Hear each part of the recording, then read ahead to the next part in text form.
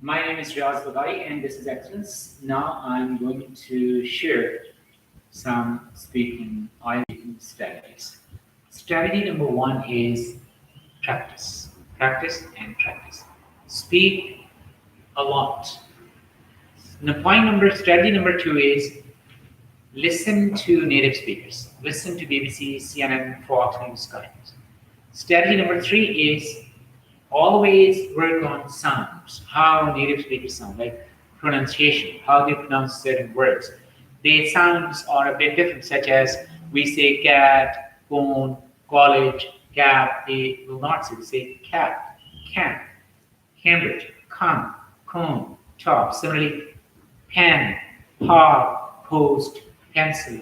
In the same way, tea, two, twice, toys. Uh, there are sounds different, like it's not like re. It is teacher. Like in American English, R towards the end is pronounced. In British English, that is not pronounced.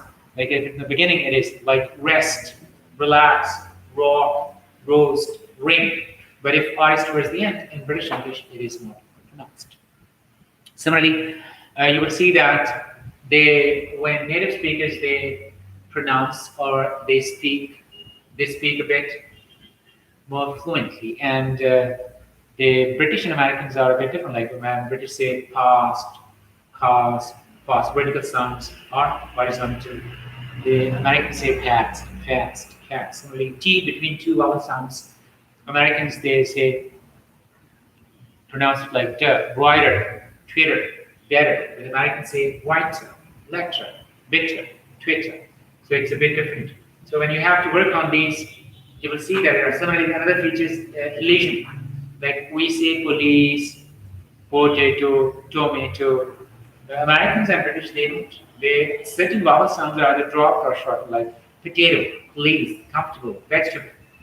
They are similarly the stress pattern is different. Same word. If it is noun, it will be stressed different, like desert, noun, deserved, verb, contract, noun, contract, verb, object, noun, object, verb, subject, noun, subject, verb, record, noun, record, verb, present, noun or adjective, present, verb.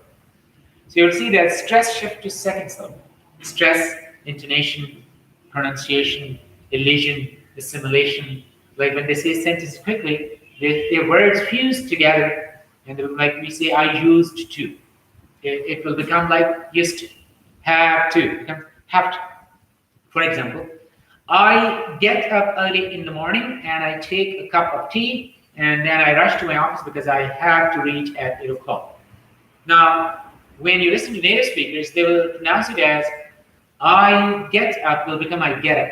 I get up early in the morning and I take a cup of tea, becomes cup of tea. Take a cup of tea and I rush to my office as I have to reach office and it becomes have to.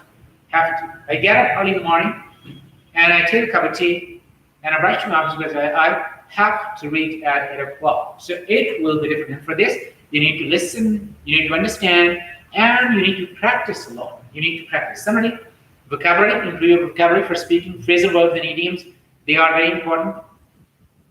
And instead of using words, you can use phrasal verbs. Like instead of using surrender, you can use given. Instead of quit, you can use give up. Instead of saying weakness, Achilles heel. So you can use idioms. Instead of die, pass away. So try to use idioms and phrasal verbs when you are. So you must have some knowledge of it every day. Try to learn some new phrases, phrasal verbs, and new idioms. And then here, question types, work on question types. Some questions are closed-ended and others are open-ended.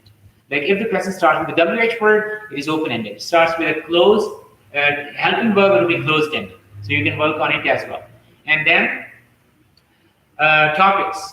Topics are, you'll be given a topic and you'll have to speak about it for 2 minutes. So work on topics, people, places, likes, dislikes, library, magazine, transport, internet, cell phone, like all these sort of, and similarly abstract topics like global warming, climate change, brain drain.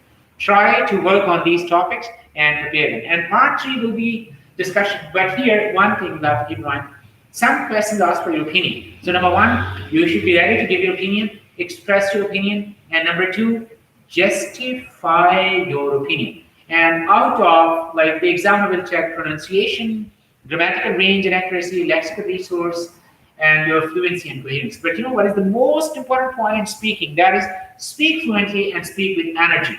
That is the key. So communicative ability is the key. I wish you best of luck. Good luck. Thank you. Bye.